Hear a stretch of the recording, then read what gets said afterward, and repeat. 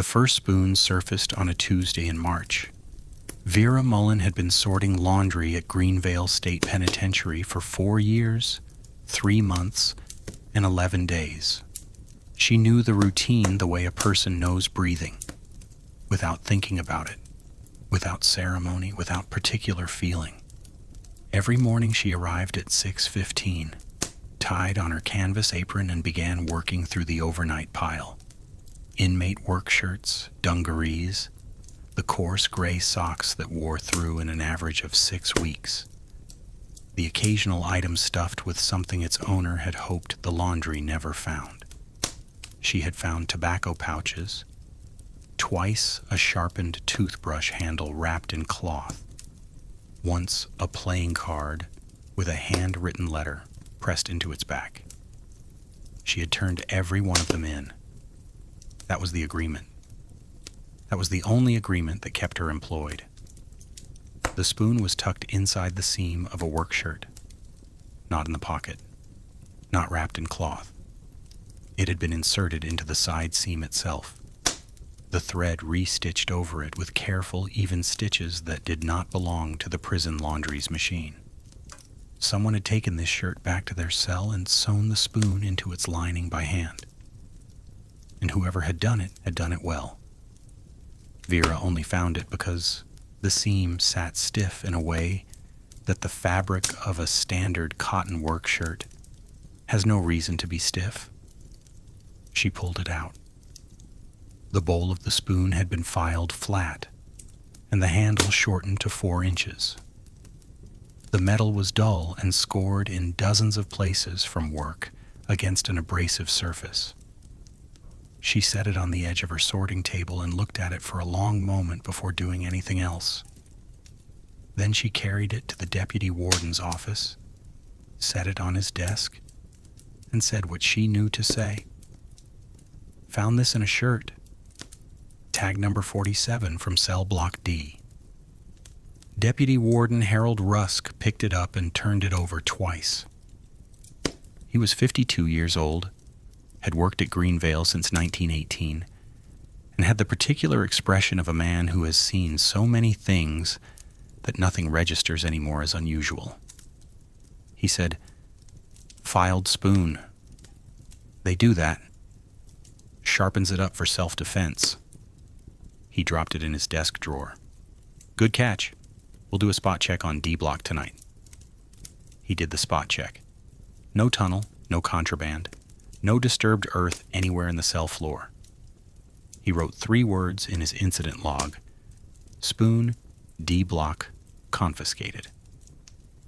That was the end of it as far as Harold Rusk was concerned, but it was not the end of it for Vera Mullen. She had been born in March of 1899 in Macomb, Illinois, the second daughter of a grain mill worker named Patrick Foley. Her mother had died in the influenza pandemic of 1918, the year Vera turned 19. Her husband, Ed Mullen, had worked as a coal miner outside of Benton until a ceiling collapse in 1927 took 3 men from the number 4 shaft, Ed among them. The company paid her $48 in death compensation and told her she was welcome to keep the company-owned house through the end of the month. She was 28 years old with 2 children, no income, no savings, and a county that had already begun the long slide toward the economic catastrophe that would arrive fully formed 2 years later. By 1929, she had found work as a washwoman at a hotel in Mount Vernon. When the hotel reduced its staff by 60% at the beginning of 1931, she was let go. A cousin who worked in the prison kitchen told her that Greenvale State Penitentiary was hiring civilian laundry staff at 38 cents per hour, 6 days a week. It was not a pleasant job. The laundry building sat in the northeast corner of the prison compound, a low concrete structure that in summer became a near unbearable box of steam and noise. The machines were loud and the work was physical, and the smell was something a person carried home on their skin no matter how thoroughly they washed. But it paid $43 a month, and in 1931 in downstate Illinois, $43 a month was a wage worth keeping. Greenvale State Penitentiary had been built in 1907 on 340 acres of flat farmland, 14 miles southeast of Carbondale. It housed, in 1933, somewhere between 620 and 650 inmates. The exact number fluctuated enough that even the administration's monthly figures disagreed with themselves by as many as 12 men. It was not a federal institution. It operated under the jurisdiction of the Illinois Department of Public Safety, which in practice meant it operated under the jurisdiction of whoever held the warden's office. In 1933, that man was Warden Gerald T. Creech. Creech had been appointed to the position in 1929 through a network of political connections that had more to do with county party loyalty than correctional administration. He was 58 years old, heavy-set, and widely understood among the civilian staff to be a man who did not tolerate problems. He tolerated the management of problems. There was a difference, and everyone at Greenvale understood it intuitively. Vera Mullen had no particular interest in how things worked. She was not a crusader. She was not an investigator. She was a 34-year-old widow with 2 children at school in Carbondale and a mortgage on a rented house she was perpetually 11 days behind on. What she was, above almost everything else, was observant. That was not a quality she had cultivated deliberately. It was something that had grown from necessity. The necessity of a woman who had spent the better part of a decade managing a household on inadequate resources, reading every situation carefully, because the cost of misreading it was one her family could not afford. She did not forget the first spoon. She filed it away in the particular mental cabinet where she kept things that did not make complete sense yet. The second spoon arrived on April 4th, inside the cuff of a pair of dungarees, also tagged for Cell Block D. This one was different from the first in one specific way. The handle had not been shortened. The bowl had been filed in exactly the same manner, flattened, scored, worked against something rough, but the handle remained its original length.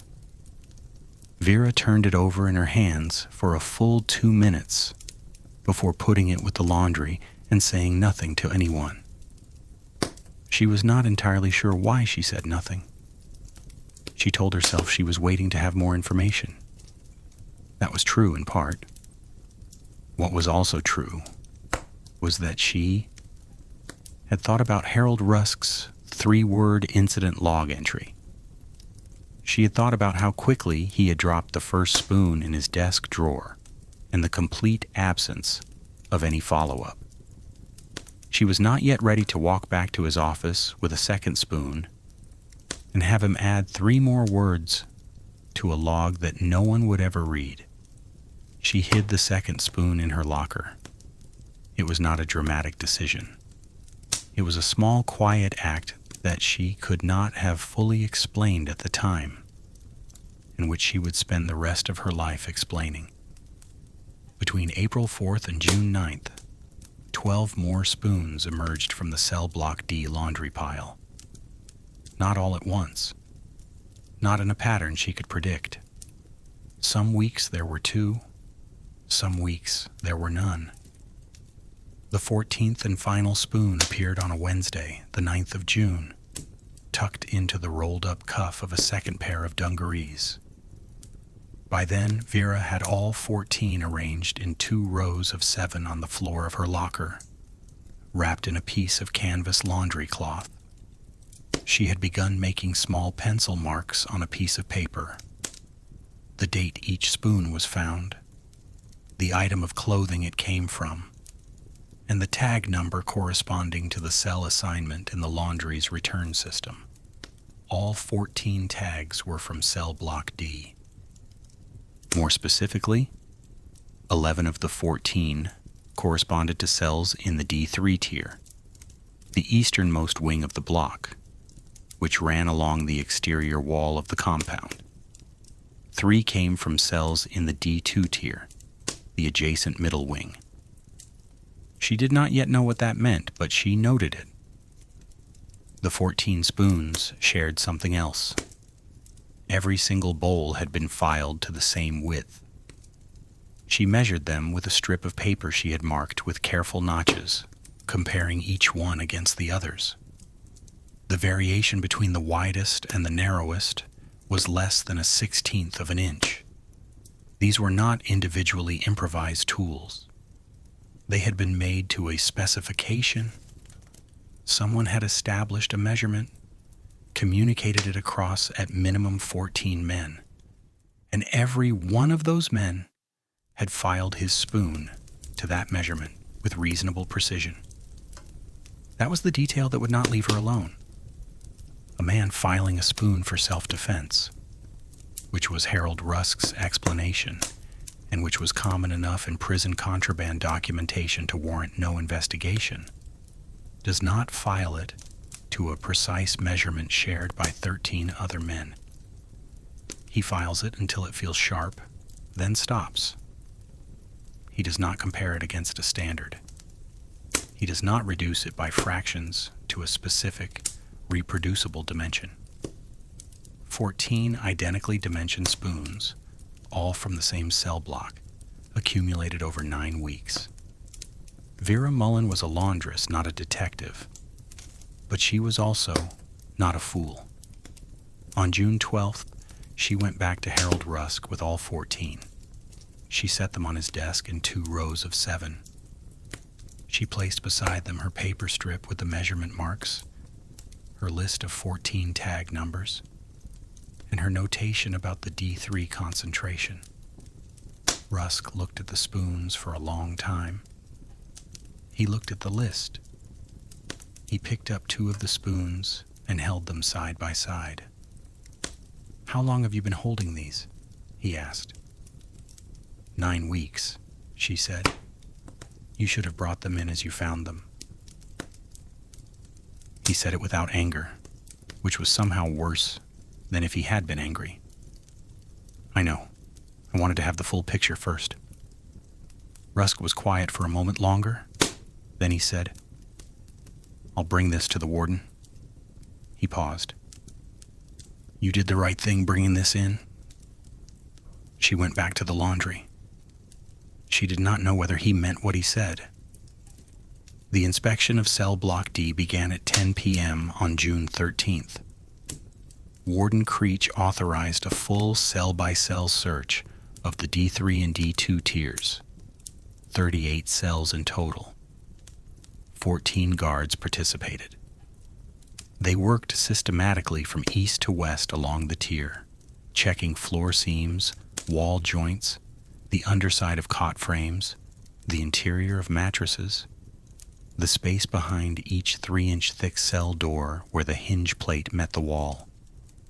They took 3 hours and 20 minutes to complete the search. When it was finished, they had found 9 items of minor contraband: 2 tobacco pouches, a length of braided cloth worked into a short rope, 4 small mirrors made from flattened tin can lids, a hand-drawn sketch, and 1 toothbrush handle filed to a point. They found no tunnel, no disturbed floor material, no fresh concrete, no tool marks on the cell floors consistent with excavation, no hollow sound when guards knocked on the D3 floors with the heel of a baton, which they did methodically cell by cell. They found nothing. Warden Creech held a brief meeting with his senior staff the following morning and summarized the findings in 12 words. No tunnel, no excavation evidence, Mullen's spoons are a crafting hobby. He ordered a memo issued to civilian staff, reminding them of correct contraband reporting procedures, immediately upon discovery, not 9 weeks later, and directed Rusk to speak to Vera formally about the procedural violation. Rusk passed the message to Vera on the morning of June 14th. He delivered the warden's assessment in the flat, formal register that official reprimands required. Then at the end, he added one quiet sentence that was not in the warden's memo. He's not wrong that there's no tunnel, but he's also not going to look very hard. He turned and walked back toward the administrative wing without explanation. Vera stood in the laundry doorway in the morning heat of the concrete yard. She was thinking about the measurement.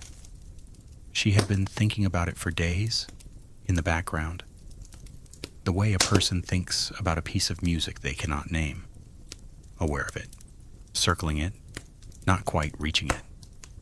3.2 inches. Filed to 3.2 inches. Not 3. Not 3.5. 3 and a fraction. A specific number. A specific number with a specific purpose she had not yet identified. That afternoon, she pulled the original 1907 construction specification drawings kept in the maintenance filing cabinet inside the laundry storage room. The laundry building shared its northeast wall with the perimeter of D Block's corridor, and maintenance had always kept a set of the original blueprints in the building, because the steam pipe runs passed through shared wall sections. The blueprints were hand-drawn on linen paper, yellowed at the folds and fragile where they had been opened and refolded across decades of routine reference, but entirely legible. She found what she was looking for on page 7 of the D Block drainage section.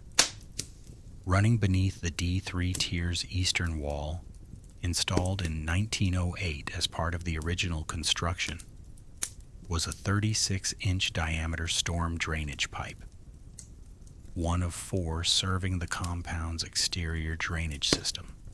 The pipe entered the compound wall at the northeast corner of the D3 foundation and exited beneath the perimeter wall to an open drainage channel 140 feet outside the compound. The pipe was wide enough for a man to move through on his hands and knees, slowly, in complete darkness. And running through its interior, installed as a security measure against exactly the use she was now contemplating, was a set of steel grill bars. The bars were spaced, per the 1907 specification, at 3.25 inches apart. Vera Mullen stood in the storage room of the Greenvale State Penitentiary Laundry at 4:17 in the afternoon on June 14, 1933, holding a linen blueprint in both hands, and understood, completely and suddenly, what 14 filed-down spoons meant. They were not digging tools. They had never been digging tools. They were gauges, each one filed to just under 3.2 inches, just narrow enough to confirm passage through a 3.25-inch gap between drainage grill bars, each one given to a different man as confirmation. If the spoon fits, you fit. The tunnel the warden had declared non-existent was not in the ground beneath the cells. It had been built in 1908, and it ran 140 feet from the D3 foundation wall to a drainage channel in a field outside the Greenvale perimeter. No one had dug anything. Someone had read a blueprint, found an existing route through the wall, measured the bars, and distributed the measurement to everyone who needed to know it.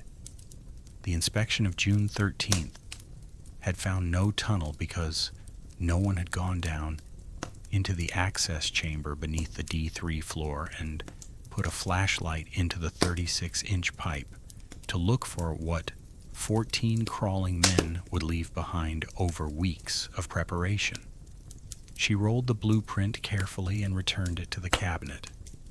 She walked back to her sorting table. She sat down on her stool and gripped the edge of the table with both hands, and her heart was going at a considerable rate. On the morning of June 15th, Vera arrived at the laundry at her usual 6:15. She untied her canvas apron from the hook by the door. She tied it on. She turned to the overnight pile. At the bottom of the pile, beneath 3 work shirts and a pair of dungarees, was a piece of paper folded into a square the size of a postage stamp. She unfolded it. 6 names were written in small, careful block letters. Below the names, a single line. 3 made it. 3 did not. 14 prison spoons. 1 laundry worker. The tunnel that never existed. The note was 3 inches long and 1 inch wide, torn from a piece of brown paper that might have been anything. A grocery bag, the inside of a laundry tag, a strip from a food service wrapper. The handwriting was small, controlled, and showed evidence of having been practiced. Not the casual hand of a man writing quickly, but the deliberate hand of a man writing carefully. A man who understood this particular piece of paper had to say exactly what it needed to say and nothing beyond it. 6 names. 1 line. Vera stood at her sorting table and read the line 4 times. 3 made it. 3 did not. Then she folded the paper back into its stamp-sized square, walked to her locker, and placed it under the flat corner of the canvas cloth that still covered the 14 spoons. She stood there for a moment with her hand on the locker door. Then she went back to work. She was not sure why she went back to work. There was no rational protocol for the situation she was in. But the laundry pile did not care about her situation, and the bell for the 10 o'clock count would ring in 40 minutes, and a late distribution cart meant a guard would come to the laundry building to ask why. She did not want a guard in the laundry building today. She sorted laundry. Her hands moved. Her mind worked on the names. Before hiding the original, she had copied all 6 onto the back of her pencil notation paper. She had done this quickly and without conscious deliberation. That, she thought, was what 4 years at Greenvale had trained her to do. Not to think about whether information was important, but to preserve it first and reason about it afterward. 6 names. Roy Calhoun, Frank McGuire, Oscar Weiss, Curtis Prewitt, James Aldridge, Solomon Benham. Greenvale maintained its inmate registry in 2 forms: a bound written ledger kept in the administrative office, and a card file index maintained by the records clerk, Dorothy Hess, who had worked in that room since 1924. The ledger was inaccessible to civilian laundry staff. The card file was in a room Vera passed every day on her way to the maintenance storage area, and Dorothy Hess had been her most consistent source of conversation at the institution for 4 years. They ate lunch in the same break room. Their children were the same age. These were small connections, but in the circumscribed world of Greenvale's civilian staff, they were the connections that existed. Vera waited 2 days before approaching Dorothy. On the morning of June 17th, she stopped at the records room door with the pretext of checking a tag number and asked, as casually as she was capable of asking, whether Dorothy could look up 6 inmate names. She explained she had found clothing in the laundry pile with no readable tag and was trying to identify the cell assignment by process of elimination. It was not a convincing story. Dorothy was not a foolish woman. But she pulled the card file and went through the 6 names without comment. 3 of them, Roy Calhoun, Frank McGuire, Oscar Weiss, were listed with an identical notation: transferred, receiving institution Pontiac Correctional, date June 3rd, 1933. Two of them, James Aldridge and Solomon Benham, had no current card. Dorothy checked the inactive file. No transfer notation. No release notation. These two might be pre-30 releases, she said. Sometimes the old cards get misfiled during the annual purge. She said it the way a person says something true that is also in some other register, not the full story. The sixth name, Curtis Prewitt, had a current active card. Cell assignment, D3, cell 14. Status, incarcerated, no transfer, no notation of any kind. Vera memorized all of it and thanked Dorothy for her time. She walked back to the laundry. She sat down. 3 transferred on June 3rd, 2 days before she had found the 14th spoon, 12 days before the official inspection. 2 with no record at all. 1 still present. She thought about the note. 3 made it, 3 did not. If Calhoun, McGuire, and Weiss were the 3 who made it, and their transfer records were documentation created to cover an escape that was never officially reported, then Prewitt, Aldridge, and Benham were the 3 who did not. Prewitt was still in the system. Aldridge and Benham had disappeared from the file entirely. She tried the transfers first. Getting information from Pontiac Correctional was not a simple matter for a civilian laundry worker with no official standing. Vera spent 3 days identifying a route.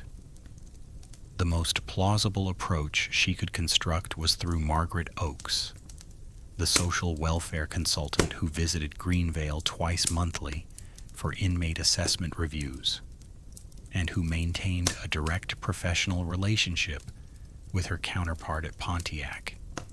Vera approached Margaret on her June 19th visit and explained fictitiously plausibly that she believed some clothing had been mixed in with a transfer shipment, and could Margaret confirm the arrivals of 3 specific inmates when she next contacted her Pontiac colleague. Margaret agreed. She made the inquiry by telephone on June 21st. None of the 3 names, Calhoun, McGuire, Weiss, appeared in Pontiac Correctional's receiving records for June of 1933. Margaret's contact confirmed they had received no transfer from Greenvale at all that month. 3 men officially transferred. 0 arrivals at the receiving institution. The paperwork had been created. The movement had been logged. The men had ceased to exist in the Illinois correction system at the moment they were marked transferred, and had never materialized at the other end of that transfer. In 1933, in the downstate Illinois correction system, this was not technically impossible. Record discrepancies between institutions occurred. Paperwork was lost in transit. Bureaucratic errors accumulated. But Vera was not working within the logic of bureaucratic error anymore. She had been working within that logic until June 14th, when she had read a 1907 blueprint in a storage room and understood that the spoons were gauges. The logic she was working within now was something different, and it did not forgive coincidences. She found it in the maintenance work log on the morning of June 22nd. The log was a bound black ledger kept on the shelf above the blueprint cabinet in the laundry storage room. The record in which Arlo Steed, Greenvale's facilities maintenance worker, logged every job he completed. She had never looked at it before. She was looking for one specific thing, and she found it in 4 minutes. June 11th, 1933. Entry in Steed's handwriting. D3 Northeast Drainage Access Hatch. Seal weld, per Deputy Warden order. Job complete. 2:40 p.m., June 11th. 2 days before the June 13th inspection. 48 hours before 14 guards had walked cell block D, searching for a tunnel that wasn't in the cells. The access hatch to the storm drainage pipe, the 36-inch pipe that ran 140 feet from the D3 foundation wall to the outer drainage channel, had been welded permanently shut 2 days before any one official looked for evidence of its use. Not locked, not latched, welded, sealed with a continuous bead of steel that transformed a hinged access panel into a fixed plate with no seam, no handle, and no indication it had ever been anything other than part of the wall. The inspection of June 13th had found no tunnel because no inspector that night had attempted to open an access hatch that was now solid steel. They had knocked on cell floors, pressed on wall joints, checked mattresses. No one had tried to open the drainage access because a welded plate does not announce itself as a door. Someone at Greenvale had known the inspection was coming and had sealed the only physical evidence before the guards arrived. The maintenance order had been issued by Deputy Warden Harold Rusk, the same man who had told her on the morning of June 14th that the warden was not going to look very hard. She stood in the storage room and held that fact for a long time before she was ready to put it down. Arlo Steed was 61 years old, had worked maintenance at Greenvale since 1919, and was a man of considerable practical knowledge and almost no interest in institution politics. Vera found him on the afternoon of June 22nd in the boiler room access corridor, replacing a section of steam pipe lagging. She had 4 legitimate laundry maintenance questions prepared in case anyone asked what she was doing in that corridor. She needed none of them.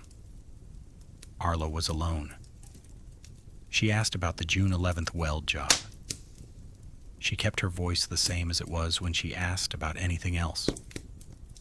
Arlo set down his lagging clamp and looked at her for a moment.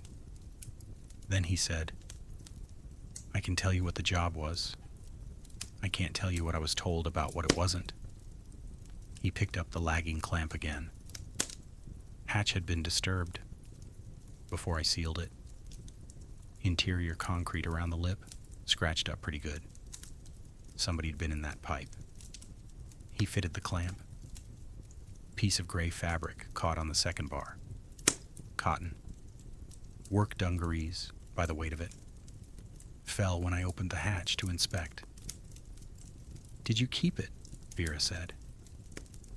"I'm 61 years old and I know how to keep working," Arlo said. He did not look up. "Go ask somebody else your questions, Vera." She thanked him. She went back to the laundry. The pipe had been used. Arlo had seen it with his own hands. Scratch marks on the concrete around the access lip where men had lowered themselves in. A torn piece of prison-issue dungaree fabric snagged on the second bar. He had received a direct order, signed by Harold Rusk, to seal the hatch before any inspection took place. He had complied. The fabric went where it went. The scratch marks were buried under a 1/4 inch of steel weld bead. The physical evidence of at least 6 men pressing themselves through a pipe 140 feet long in complete darkness was now permanently inaccessible. And the timeline of that sealing told the entire story in a single line. The last spoon appeared in the laundry on June 9th. The hatch was welded on June 11th. Vera walked into Rusk's office with 14 spoons on June 12th. Rusk had already ordered the evidence sealed before she said a word. He had known. Someone at Greenvale had known the escape attempt was concluding, had known the pipe had been traversed, and had moved within 48 hours to permanently seal the only accessible evidence of that fact at Sector before Vera's report, before any inspection, before any official process could begin. This was not a cover-up constructed hastily in response to her discovery. This was a cover-up that had been underway before she existed as a variable in the situation. She had walked into the middle of something that was already finished. Vera was not the kind of person who pushed directly at things. She had learned in 4 years at Greenvale that pushing directly at anything inside that institution produced a predictable result. The thing shifted slightly, then returned harder. She worked from the edges. She watched the laundry. She watched the clothing from D3. On the morning of June 26th, a work shirt from the D3 pile arrived with the left sleeve cuff turned inward. Not laundered that way, turned deliberately, folded inward and back so that the interior of the cuff was exposed. Inside, not a spoon, not a note, but a series of small notches cut into the fabric with something sharp and fine. She counted them twice. 11 notches in 3 groups, 4, then 3.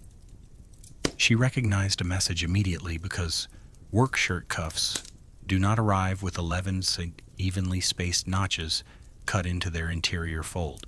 She did not yet know what the message meant. She put the shirt aside and spent 2 days with the numbers, 443. The total was 11. The 11 spoons tagged to the D3 tier. She had noted this in her original tally. 11 from D3, 3 from D2. She looked at the groups again, 443. Not a date, not a cell assignment. Then she stopped trying to decode it as a symbol and read it as a correction. The cuff message was telling her that not all 14 men had gone through the pipe. 11 had repaired. 3, the D2 origin spoons, belonged to a secondary group, a parallel plan that had never reached execution. 6 men went through on the night of June 2nd. 8 others were still inside Greenvale. They had spoons, and they had knowledge, and they had not moved. One of those 8 had found a way to pass a shirt through the laundry cycle with a message in its cuff. One of them knew who she was, what she had found, and what she was doing with it. One of them needed her to understand something precise enough to risk cutting 11 notches into prison laundry. She was not alone in this anymore. She was not certain whether that was a reassuring thought. On July 2nd, Vera visited the administration building to request a minor correction to her employment file, a pretext she had constructed over several days. On her way back through the main corridor, she passed the records room. The door was open. Dorothy Hess was at lunch. Vera stopped. She stepped inside. She pulled the card for Curtis Prewitt. D3, cell 14. Currently incarcerated. No notation. At the bottom of the card, the intake physical description. Height 5 feet 10 inches. Weight 171 pounds. Brown hair, brown eyes, distinguishing marks. Scar above the right eyebrow, 2 inches, horizontal. She replaced the card. She walked back to the laundry. The next morning, July 3rd, at 7:30 a.m., she positioned herself at the laundry window overlooking the D3 exercise yard with a cart of sorted distribution laundry as cover. The wire-reinforced glass was narrow, but the sight line to the yard was clear enough. She waited. 41 inmates came out for the D3 morning rotation. A guard with a clipboard called names from the east door. When he reached the name Prewitt, a man in the yard turned and raised his hand. Vera looked at him. She looked for the scar above the right eyebrow. There was no scar. She had been sorting laundry at Greenvale State Penitentiary for 4 years, 3 months, and 22 days. In that time, she had handled the clothing of every man in that institution. She knew faces the way she knew fabrics, not with photographic precision, but with the accumulated, unremarkable familiarity of long routine. She looked at the man who had answered to the name Curtis Prewitt. He was 5 feet 10 inches. He had brown hair. He had no scar above the right eyebrow, and she had never seen his face before in 4 years of daily proximity. She was completely certain of this. And when the man turned to scan the building windows, slowly, with exactly the careful deliberateness of someone who had been told to be careful about it, his eyes found the laundry window. They found her face. They held for exactly 2 seconds. Then he looked away, not with the indifference of a man who doesn't see something, with the precise, controlled, practiced non-recognition of a man who has been told exactly who he must never appear to know. Curtis Prewitt, whose name the note placed among the 3 who did not make it, was officially and currently incarcerated in cell D314 at Greenvale State Penitentiary. But Curtis Prewitt was not Curtis Prewitt. Another man was sitting in his cell carrying his name, his number, his file, and his physical description. A description from which one permanent identifying detail had been quietly omitted. And whoever this man actually was, he had just confirmed, in 2 seconds of eye contact across a prison yard, that he already knew Vera Mullen was standing at that window looking for him. She pushed the laundry cart back from the glass. Her hands, for the first time since she had found the first spoon on a Tuesday in March, were shaking. 14 prison spoons, 1 laundry worker, the tunnel that never existed. The man in cell D314 was not a prisoner. Vera understood this on the morning of July 5th, 2 days after she had watched him answer to Curtis Prewitt's name in the exercise yard. She understood it through laundry. His clothing had been issued new. She could tell by the stiffness, the absence of wear patterns, the way the fabric had no history in it. A man who has lived in a prison cell develops a relationship with his clothing over months and years. The elbows go soft. The knees go thin. The shoulders acquire the particular crease that comes from sleeping on a narrow cot in the same position night after night. Prewitt's card said he had been at Greenvale since November of 1931. 19 months. His clothing had been moving through the laundry for 19 months. Vera knew exactly what 19 months of prison laundry looked like on a set of dungarees. The clothing she pulled from the D314 pile on July 5th looked like it had been worn for 3 weeks. Someone had placed a new man in Prewitt's cell, given him Prewitt's name and number and file, and issued him new clothing. This was not a clerical error. This was not a coincidence. A man had been deliberately positioned in Curtis Prewitt's cell to occupy it for precisely as long as it took for whatever investigation might arise to run its course and find nothing unusual. The cell was occupied. The name on roll call was answered to. The file had a card. Everything was present except the man the card described. She did not go back to Rusk. She did not go to Creech. She went back to the laundry and she waited. The last message came through on July 9th. It was not a notching this time. It was a piece of paper folded inside the inner hem of a work shirt, the hem having been opened and restitched in the same careful hand she recognized from the first note. The paper was larger than the first, 3 inches by 2, covered in small compressed handwriting that used every available surface. She read it twice, standing at her sorting table, then tucked it into her apron pocket and finished the day's work before she did anything else.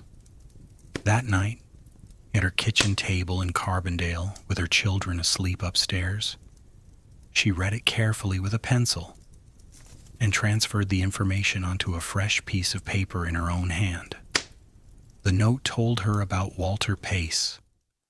Pace was a civil engineer from Springfield, convicted in 1930 on a disputed securities fraud charge connected to a Depression-era savings collapse.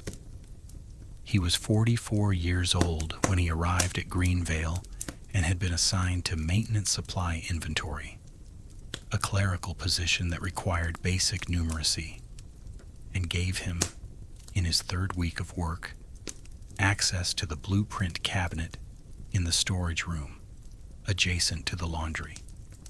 He had spent 2 days with the 1907 construction drawings before he found the storm drainage pipe running beneath the D3 northeast wall. He had recognized immediately what it was. The pipe was 36 inches in diameter. The grill bars were original, standard 1907 installation, spaced at 3.25 inches.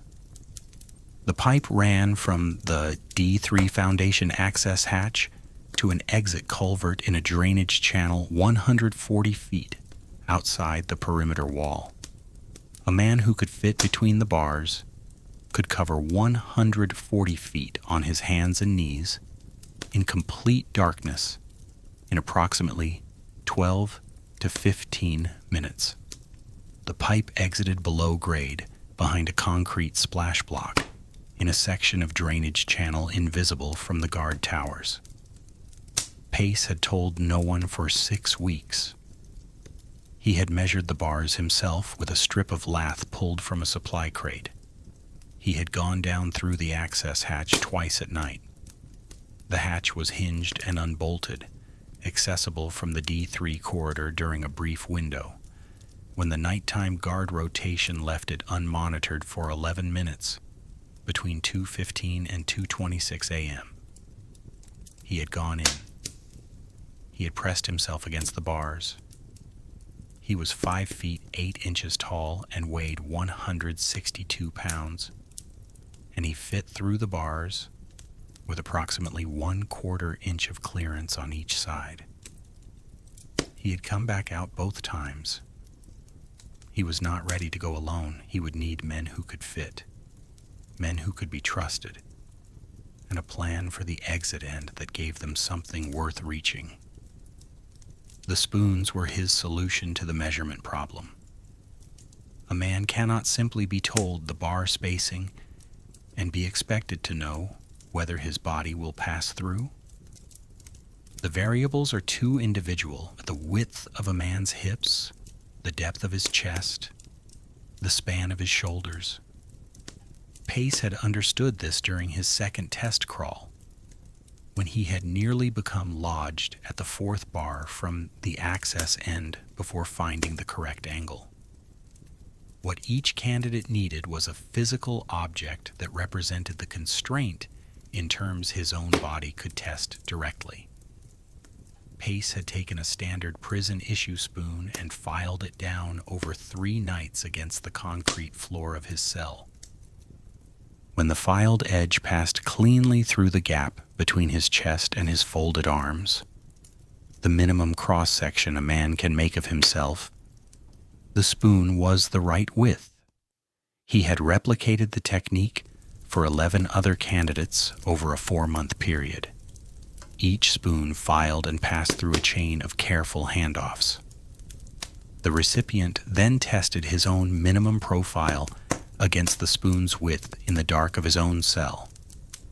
If the spoon passed cleanly, he could fit through the bars. If it did not, there was no point going further. This was the physical innovation that 14 sets of laundry records had preserved without understanding.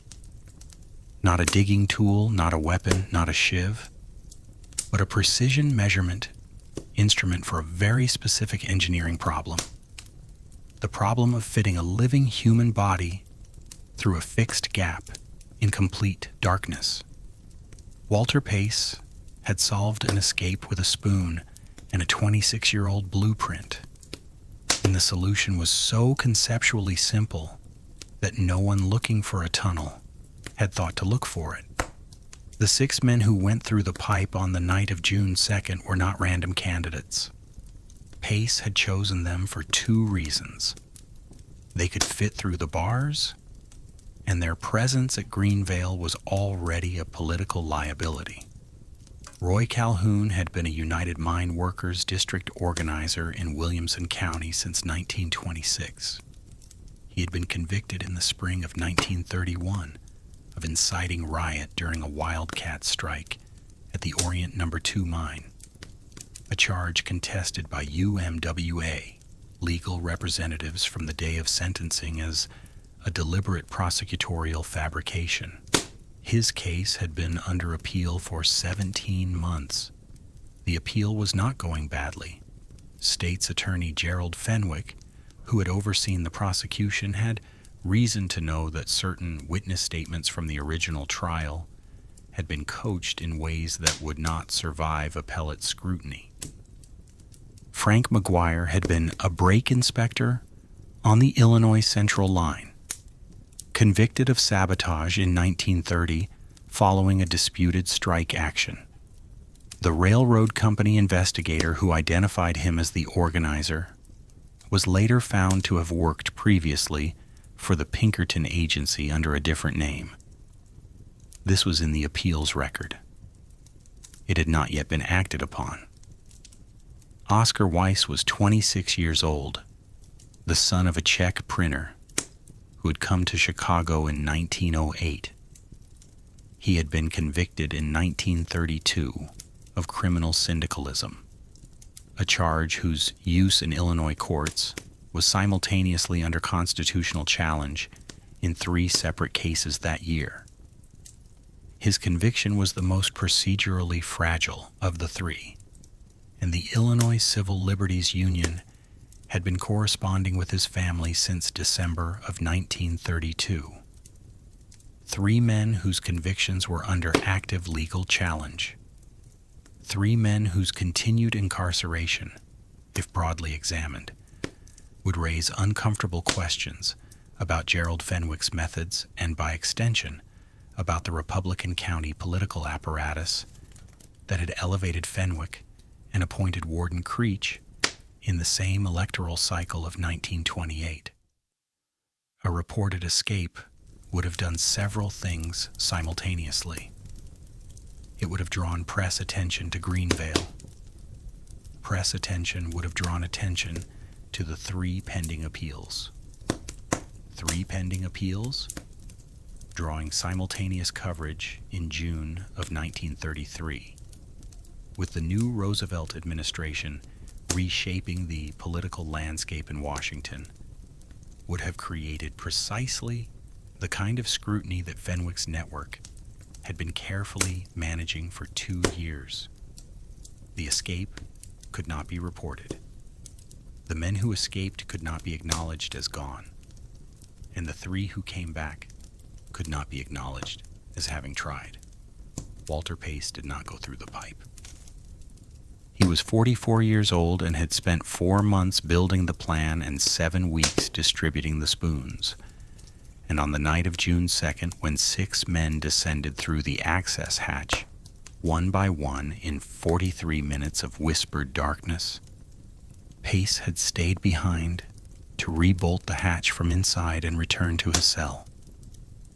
He understood with the clarity of a man who had run every contingency for months that he was the person who knew the most, and that staying behind was its own kind of protection for the 6 who went.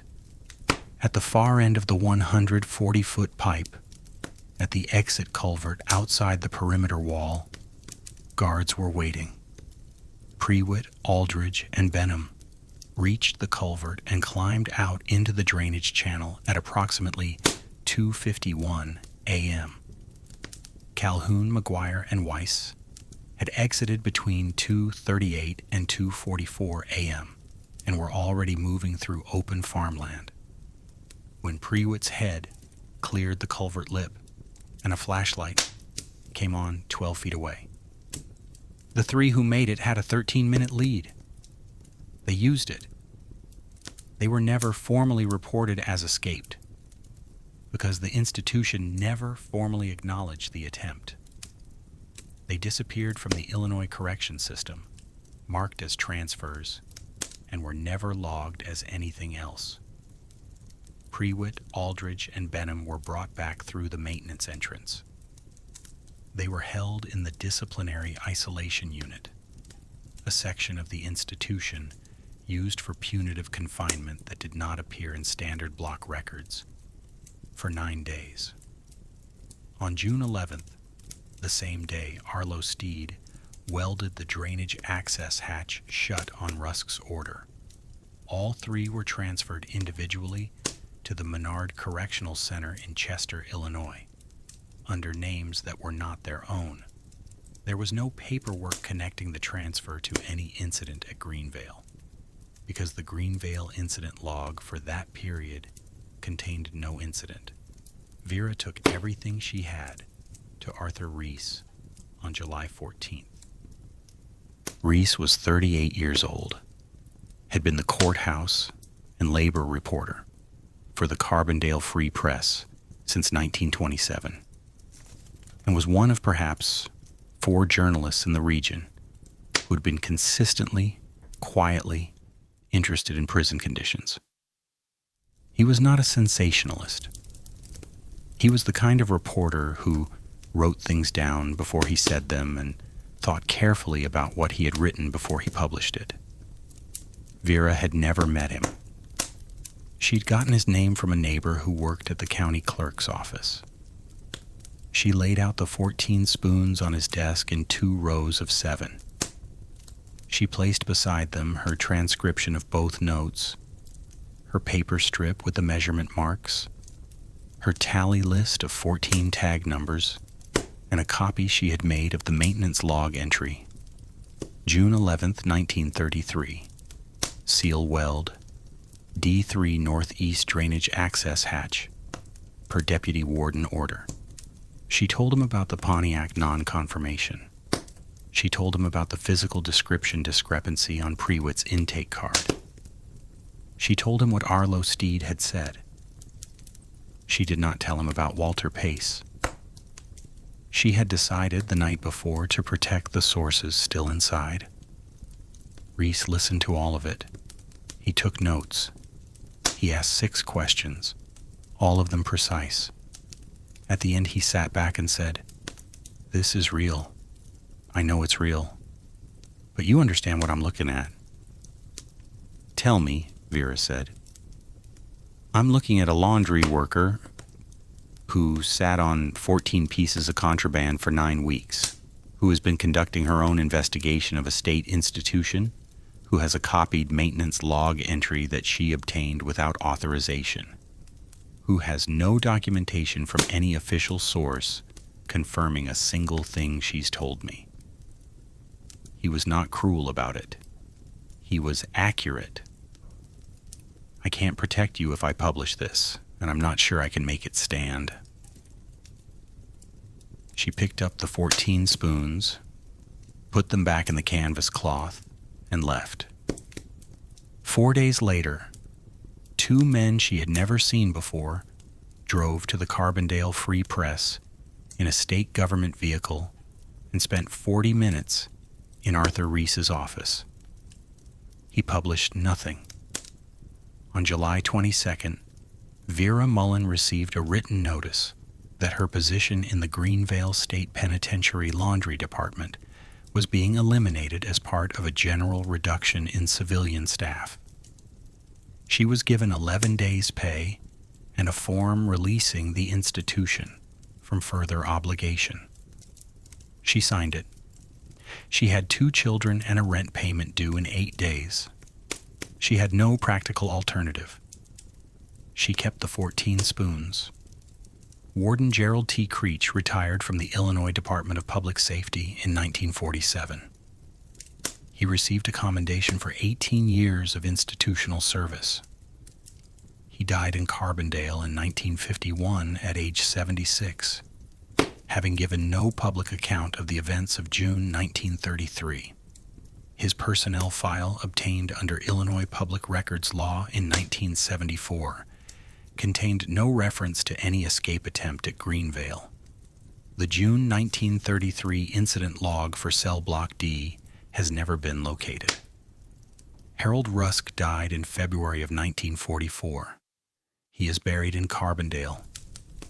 His personal effects, cataloged by his estate, included a key on a plain metal ring that his family could not identify. The locket opened, if it still existed, was never found. He had said one oblique thing to Vera Mullen in a prison corridor in the summer of 1933, and had apparently regarded that as sufficient. Whether he spent the remaining 11 years of his life thinking about it, no record says. State's Attorney Gerald Fenwick served 2 additional terms in office. He died in 1959. Roy Calhoun surfaced in Detroit, Michigan, in the spring of 1947. He was 52 years old. He was working under the name Edward Garrett as a field organizer for a UAW local on the east side of the city. Had been there quietly for 9 years. A labor historian named Patricia Voss, tracing Depression-era labor prosecution records for a study commissioned by the University of Illinois History Department, found him through a network of former UMW contacts in southern Illinois. She drove to Detroit in April of 1947, and they spoke for 11 hours across 2 days.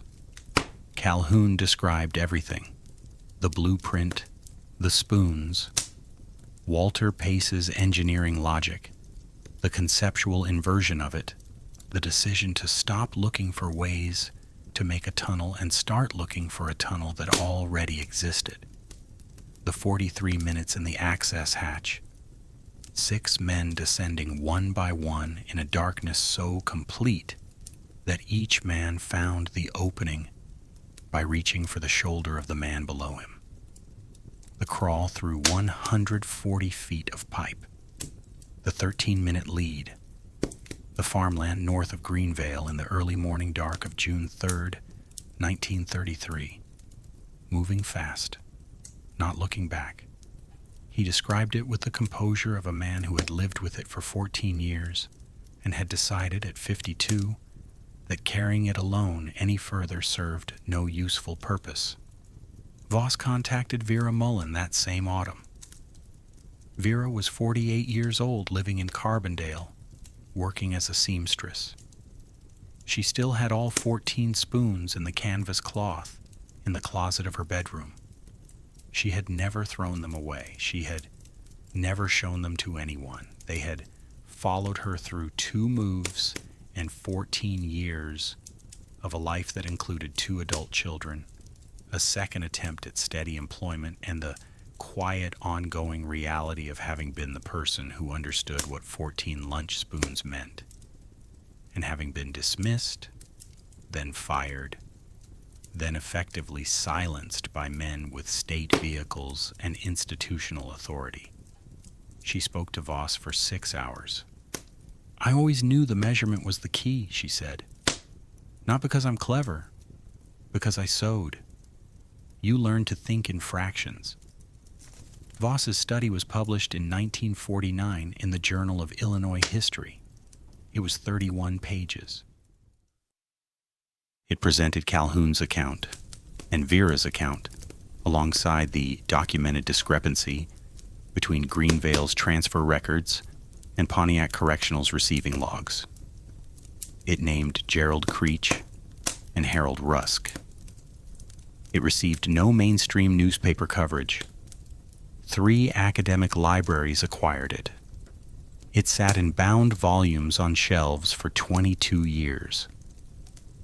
In the winter of 1971, a graduate student at Southern Illinois University named David Crane was working on a thesis about Depression-era wrongful convictions in Illinois labor law and found Voss's 1949 paper. in a bound volume in the university library stacks. He read it twice, went back to his apartment, and spent the following 3 months pulling every thread it contained. He found Vera's daughter, Ruth Mullen, 41 years old, a school librarian in Marion, Illinois. Ruth had inherited the objects from her mother's closet when Vera died in March of 1963 at age 63. The canvas cloth, 14 spoons still in 2 rows of 7, and a note in Vera's handwriting, folded once, tucked beneath them. Ruth had not known what they were. Her mother had never explained them. The note read, "Found in laundry, cell block D, Greenvale State Penitentiary. March 1933 to June 1933. 14 total. All from D3 and D2 tiers, filed to 3.2 inches. The drainage pipe bars were 3.25. I reported them and was fired." Vera Mullen, July 22, 1933. Ruth Mullen gave Crane the spoons and the note. He photographed all 15 objects and returned them to her. She kept them until her own death in 2004, 41 years after her mother, at which point all 14 spoons were donated to the Southern Illinois University Special Collections Archive, where they remain today, cataloged under acquisition number 1973-MC-14. Crane's paper was published in the Illinois Labor History Journal in the spring of 1973. It was the first document to name Creech, Rusk, and Fenwick simultaneously in connection with the June 1933 suppression. It included the maintenance log entry, the June 11th seal weld order, which Crane had located in an uncatalogued box of Greenvale facility records donated to the Illinois State Archives in 1968, 3 years after the institution's closure. Neither Creech nor Rusk nor Fenwick had lived to read it. Of the 3 who escaped, Roy Calhoun died in Detroit in 1959, still using the name Edward Garrett. He is buried in Greenwood Cemetery. The headstone reads, "Edward T. Garrett, 1895 to 1959, beloved brother." Frank McGuire's fate was never conclusively established. A Frank McGuire appears in Canadian Pacific Railroad employment records in Winnipeg, Manitoba, beginning in the spring of 1934, flagging a track maintenance crew on the Prairie Division. But the connection to Greenvale's Frank McGuire was never confirmed, and the Winnipeg McGuire left no traceable record after 1941. Oscar Weiss arrived in New York City in the autumn of 1933, joined the International Typographical Union, worked as a compositor on a trade newspaper for 31 years, and died in Brooklyn in 1978 at age 71. He was the last surviving member of the Six. He gave one interview late in his life to a student journalist from City College. He described the tunnel in 2 sentences. He declined to describe anything else. Of the 3 who did not, James Aldridge died at Menard Correctional Center in March of 1936. Cause of death listed as cardiac failure. He was 34 years old. Solomon Benham was held at Menard under a false name for 8 years before being released in 1941. He spent the next 22 years attempting to legally reclaim his own identity through Illinois courts and succeeded in September of 1963, 6 months after Vera Mullen died. 2 people connected by the same 14 spoons who never knew each other existed and never met. Curtis Prewitt, the real Curtis Prewitt, was released from Menard in 1939 under his own name, quietly, with no explanation and no compensation for the 6 additional years he had served while another man occupied his cell. He returned to his family in East St. Louis. He worked as a machinist for 22 years. He never spoke publicly about what had happened. He died in 1977 at age 68. The man who had occupied his cell, the man Vera had watched answer to the name Prewitt in the D3 exercise yard on the morning of July 3, 1933, holding her eye contact for exactly 2 seconds before looking deliberately away, was never identified. Crane could not identify him. No subsequent researcher has. He walked into Greenvale with a false file and walked out with no file at all. And whoever he was, he has remained the one gap in the record that every examination of December-June 1933 has reached and been unable to close. Walter Pace served his full sentence and was released from Greenvale in February of 1935. He returned to Springfield and never spoke publicly about the escape. His name does not appear in Calhoun's account to Patricia Voss, nor in Crane's 1973 paper. Pace appears to have spent his remaining years in deliberate absence from the record. He died in 1952. His obituary in the Springfield State Journal is 11 lines. It lists his occupation as civil engineer. It says nothing else. The 14 spoons in the Southern Illinois University Special Collections Archive are housed in a climate-controlled flat file drawer. Each one is wrapped individually in acid-free tissue. The filed surfaces are still clean.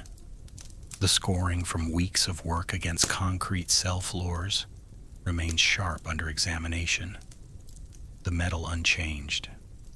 They have been measured twice since acquisition, once by Crane in 1973 and once by a conservation technician in 1989, preparing a condition report.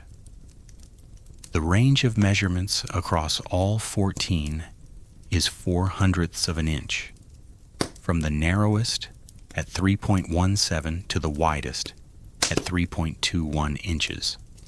All 14 fall within the 3.25-inch clearance of the original 1907 Greenvale drainage pipe grill bar specification.